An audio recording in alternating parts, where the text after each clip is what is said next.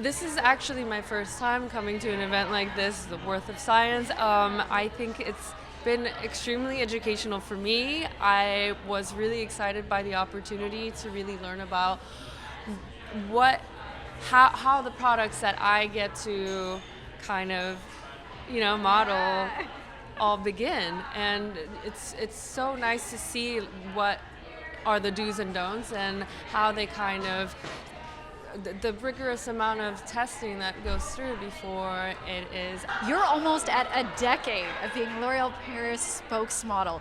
What has this journey been like? This journey has been a fairy tale. I mean, it's not often that you get to have events or an opportunity to stand alongside amazing women like Jane Fonda or Viola Davis, Luma, Cindy. Like, it's just a dream.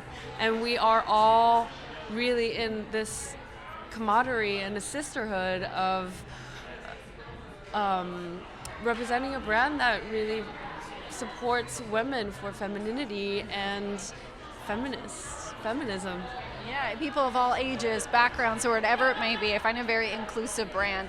Now, for you, you do a lot of traveling, and I'm pretty sure you just traveled like 97 hours to get here tonight. You're looking great. But how do you kind of maybe take a moment for you? What are you doing when you're not working all the time? Because you're multi-hyphenated, you're doing everything. Okay, can I tell you the real truth? Yes, I'm scared. It's to stay in bed. I call it hardcore lounging. I try not to leave the bed as much as I can. I watch all the Netflix, all the junk TV shows, order all the Deliveroo and whatnot, and I just let myself relax. Try to cancel as many parties or events as possible, and yeah, that's how I recharge. I do have to ask something that you do in your multi-hyphenated life is I know like you were DJing for a while, then you released music, not under your own name, but then last year we got the debut single from you. What was that moment like having it released under your own name?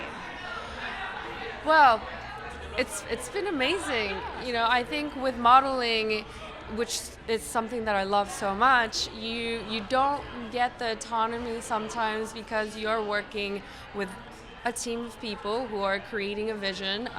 You come in to work for a client, but with music, I'm my own client, so I get to control. It's full creative control, and it's been a bit scary, but it's also been extremely liberating and exciting, and I think it's also going to be great to lead into other creative endeavors as well.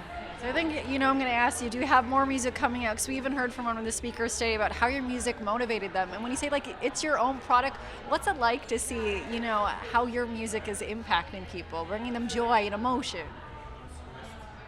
I find that part a little bit scary. I try really to do it for myself, and I hope that other people will enjoy it as well. But it's been the most important thing for me has been to express myself in the best color and palette, metaphorically as possible. I have a new single coming out mid-April, and then I'll have another one and EP planned for later this year.